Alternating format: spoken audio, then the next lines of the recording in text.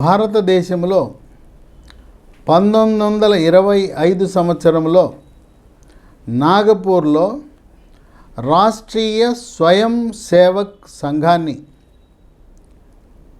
Doctor Keshavarao Hedgewar 17 మంది సభ్యులతో ఆనాడు ప్రారంభించాడు. ఈ రాష్ట్రీయ స్వయం సేవక్ సంఘ్ స్వాతంత్ర సమర యోధులుగా ఉంటూ స్వాతంత్రం కోసం పోరాటం చేస్తూ హిందూ సాంప్రదాయాలను కాపాడుకోవటానికి ఆవిర్భవించిన సంస్థ. మన భారతదేశాన్ని 800 సంవత్సరాల పాటు ముస్లింలు పరిపాలించిన ఈనాటికి కూడా హిందూ సాంప్రదాయాలు ఏమాత్రం ఎక్కడ చెక్కు చెదరకుండా ఉన్నాయంటే అది హిందూ సాంప్రదాయం యొక్క గొప్పదనం. 1925లో ప్రారంభించిన రాష్ట్రీయ స్వయం సేవక్ సంఘ్ ఆర్ఎస్ఎస్ 2025 నాటికి 100 సంవత్సరాలు పూర్తి చేసుకుంటూ ఉంది. 17 మందితో ప్రారంభమై ఈరోజు కోట్లాది మంది రాష్ట్రీయ స్వయం సేవక్ కార్యకర్తలు భారతదేశంలో సమాజ సేవకు అంకితమయ్యారు. విపత్కర పరిస్థితులలో వరదలు, తుఫాన్లు, భూకంపాలు, అగ్ని ప్రమాదాలు, కోవిడ్ లాంటి విపత్కర పరిస్థితుల్లో కూడా ప్రాణానికి సైతం లెక్క చేయకుండా సేవలను అందించారు. ప్రయాగరాజ్లో అక్కడ మహాకుంభమేళ జరుగుతున్న సమయంలో 16,000 మంది స్వయం సేవకులు అక్కడ ఏమీ ఆశించకుండా సేవని చేయటం అనేది విశేషం. 100 సంవత్సరాలు పూర్తవుతున్న సందర్భంగా రాష్ట్రీయ స్వయం సేవక్ సంఘ్ వివిధ రాష్ట్రాలలోనూ వివిధ జిల్లాలలోనూ అలాగే నాగపూర్, ఢిల్లీలో కూడా విశిష్టమైన కార్యక్రమాలను ప్రారంభిస్తూ ఉంది. ఇంకొక విశేషం ఏంటంటే కోట్లాది మంది ఆర్ఎస్ఎస్ కార్యకర్తలు ఉంటే ఈ దేశంలో 20,000 మంది ఆర్ఎస్ఎస్ ప్రచారకులు ఉన్నారు. ప్రచారకులు వివాహం చేసుకోరు. వాళ్ళ జీవితాన్ని సర్వస్వం ఆర్ఎస్ఎస్ కోసమే ధారపోస్తారు. వాళ్ళు ప్రభుత్వ ఉద్యోగులా ఎక్కడ ఏ బాధ్యత ఇస్తే ఆ బాధ్యత నిర్వహించడానికి సిద్ధంగా ఉన్నారు 20,000 మంది ప్రచారకులు. దీంట్లో డాక్టర్లు ఉన్నారు, లాయర్లు ఉన్నారు, ఇంజనీర్లు ఉన్నారు. కొంతమంది ఉద్యోగం చేస్తూ దాన్ని రాజీనామా చేసి ప్రచారకులుగా కూడా ఉన్నారు. వివిధ వృత్తుల వారు, విద్యార్థులు, మేధావులు, ప్రొఫెసర్లు, పిహెచ్డీలు వీళ్ళందరూ ఉండటం అనేది విశేషం. దేశం కోసం, ధర్మం కోసం నా వంతు త్యాగం అని చెప్పి వివాహము చేసుకోకుండా తుది శ్వాస విడిచే వరకు వాళ్ళు ప్రచారకుగా పనిచేస్తారు. ఈ ప్రచారకుల యొక్క పోషణ, వాళ్ళకు కావలసిన దినసరి అవసరాలు, నెలసరి అవసరాలను రాష్ట్రీయ స్వయం సేవక్ వాళ్ళే సమకూర్చటం అనేది విశేషం. వారికి ఆరోగ్య అవసరాలున్నా కుటుంబాన్ని వదిలి ఆర్ఎస్ఎస్ఏ నా తల్లి, ఆర్ఎస్ఎస్ఏ నా తండ్రి, ఆర్ఎస్ఎస్ఏ నా గృహం, ఆర్ఎస్ఎస్ఏ నాకు సర్వస్వం అని వచ్చిన వారిని కుటుంబ సభ్యుల్లా వారికి కావలసిన ఆరోగ్య అవసరాలను సమకూర్చటం అనేది ఒక విశేషం. అటువంటి ఆర్ఎస్ఎస్ ఢిల్లీలో ఒక బృహత్తర కార్యక్రమాన్ని నభూతో నభవిష్యత్ అనే విధంగా ఒక కార్యక్రమాన్ని, ఒక భవనాన్ని, ఒక ఐకాన్ భవనాన్ని నిర్మించారు. ఈరోజు కూడా ఆర్ఎస్ఎస్ హెడ్ క్వార్టర్ అంటే నాగపూరే, మహారాష్ట్రలో ఉండే నాగపూరే. ఇప్పుడు ఢిల్లీలో అక్కడ కేశవ్ కుంజ్ అనే ప్రాంతంలో కేశవ్ అని ఎక్కడ వచ్చినా కేశవ్ అంటే ఆయన వ్యవస్థాపకుడు డాక్టర్ కేశవరావు హెడ్గేవార్ ఢిల్లీలో 4 ఎకరాల స్థలంలో 150 కోట్లు వెచ్చించి 2016లో భవనాలకు పునాది వేసింది ఎవరంటే సర్ సంఘ్ చాలక్, ఆయన మోహన్ భగత్. ఆయన పునాది వేశాడు 2016లో. నేటికి ఈ భవనాలు పూర్తయినాయి. దీనికి కావలసిన నిధుల కొరకు 75,000 మంది స్వయం సేవకులు అంటే ఆర్ఎస్ఎస్ కార్యకర్తలు 150 కోట్లను దాతల దగ్గర నుంచి సమీకరించి ఈ భవనాలను నిర్మాణం చేయటం జరిగింది.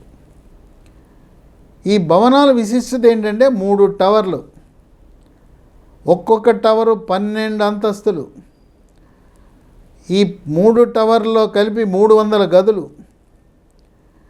వీటికి పేర్లు కూడా చక్కటి పేర్లు పెట్టారు. మొదటి భవనము సాధన, రెండవ భవనం ప్రేరణ, మూడవ భవనం అర్చన. ఈ 3 టవర్లతో పాటు 3 ఆడిటోరియంలు నిర్మించారు. మొదటి ఆడిటోరియం 450, రెండవ ఆడిటోరియం 650 కెపాసిటీ, మూడవ ఆడిటోరియం 250 కెపాసిటీ.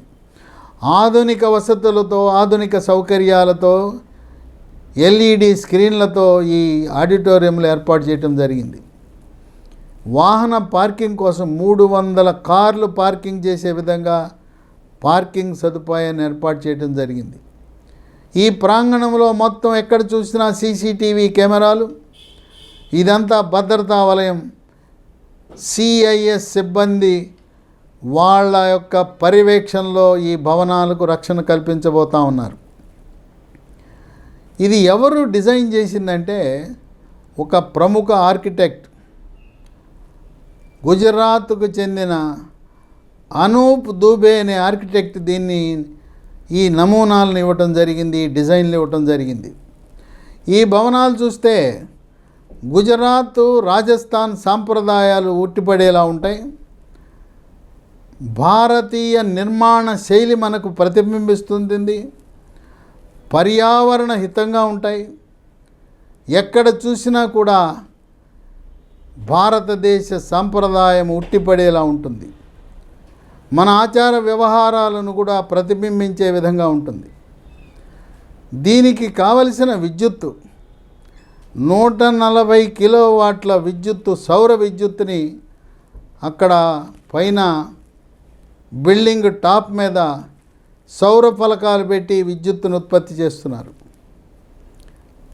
ఆ విధంగా ఆధునికత ఉట్టిపడుతూ ఉంది.